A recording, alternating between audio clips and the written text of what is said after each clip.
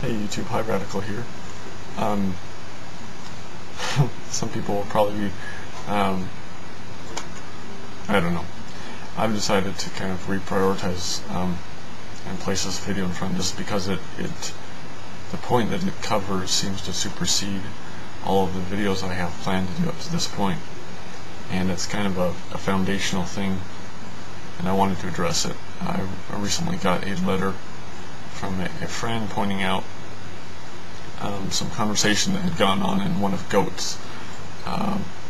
He has like a 3-part series of phone call where he's requesting a Book of Mormon, and he talks with a missionary as he's going through that. Anyway, the comment was trying to address the whole thing of every difference that is stated, and I haven't checked the numbers or anything, but I'm just gonna take it at face value for right now. I believe it was Esteban333 that posts this comment. He says, the loss of active members increased from an average of 30,000 per year to over 100,000 per year from the time DNA was discovered and applied to the Native American Jewish supposed connection. Active LDS percent of the world population is less than 0.01%. Islam had nearly taken over the known world at the same stage of development.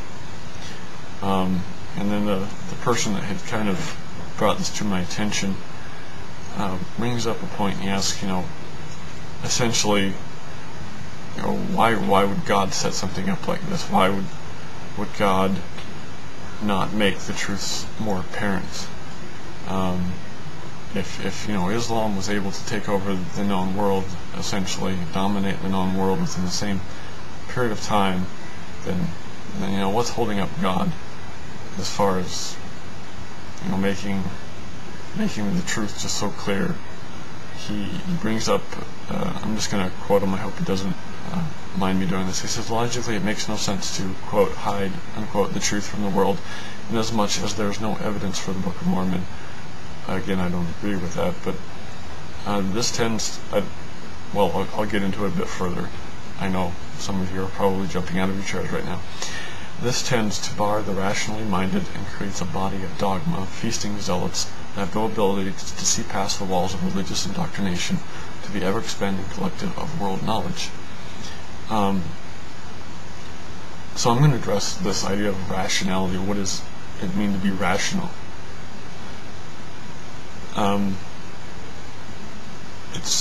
If you look at just the concept, just try to think for a minute about rationality and what it means, and can a human actually obtain rationality? Many of you may say yes, some of you may say, well, we can strive for it. I'm going to point out something. I was in the middle of writing a response back to my friend here, and I just decided to make a video on this. I pointed out initially, though, that Islam spread so much in part because it was spread by the sword. In fact, in significant part because it was spread by the sword. The known world, population-wise, was significantly less great then.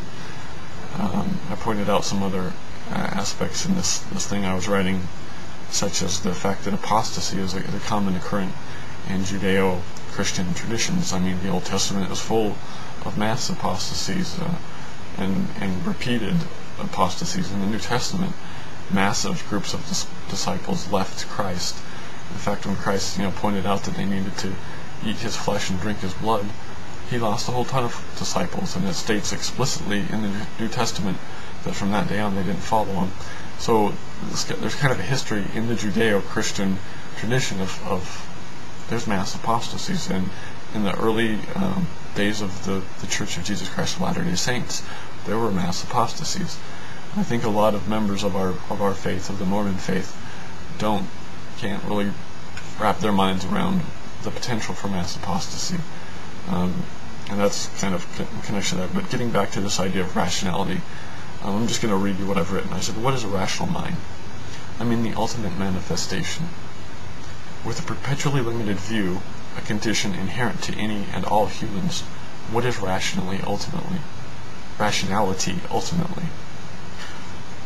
I think Abraham's displays the ultimate rationality when, as he's described in the book of Abraham, or the book of Jasher, Again, I know that's apocalyptic, not apocalyptic, apocryphal, excuse me. All the epochs are getting to me. In the book of Jasher, there's an instance, for any of you that aren't familiar with it, it's kind of an entertaining read, I believe, but at least this part where Abraham goes and his father sends him to take this food to this room of idols. And there's a great idol, I'm guessing in the middle of the room, I can't remember, it's been a little while since I read it. But Abraham goes down there, sets the food down, and then Abraham proceeds to take an axe to the idols, and Abraham hacks to pieces all of these other idols all around, but he doesn't touch the one in the middle. He places the axe, again, I know this is all apocryphal, but he places the axe in the hands of the great idol, and when his father comes in and is just, you can imagine, enraged that clearly Abraham has hacked all these things, and he asks Abraham, what happened? And Abraham said, well, I brought this food here that you sent me to take to these idols, and as I was bringing it in, all these smaller idols all reached over for it, and the great god idol here got angry, and he smote them all. See, the axe is in his hand.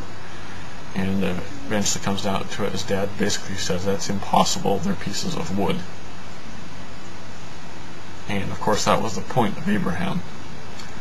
But I'd like you to think for a moment about what humans are capable of discerning, even in our age, even with what we have. I was listening today, for example, on NPR, they were talking about errors found in scientific research.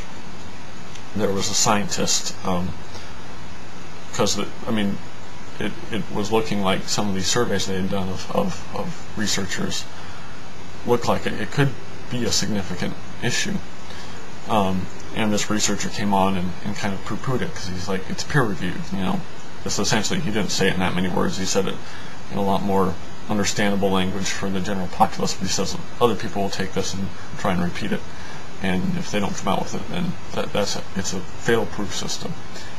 And it was kind of interesting, because I got to thinking, well, one of the scenarios they set up was, well, you'll have a scientist that's generally a good guy, trying to do the best he can, runs through an experiment, thinks something is trivial, something gets screwed up, and to redo it or whatever will either cost a ton of money or whatever. There's any number of things, but he runs into some issue, and it's just easier just to write in a few numbers, and he doesn't think he's hurting the experiment at all.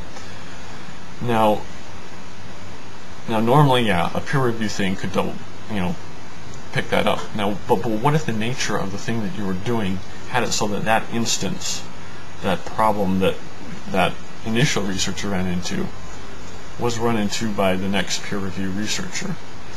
And it's the same problem.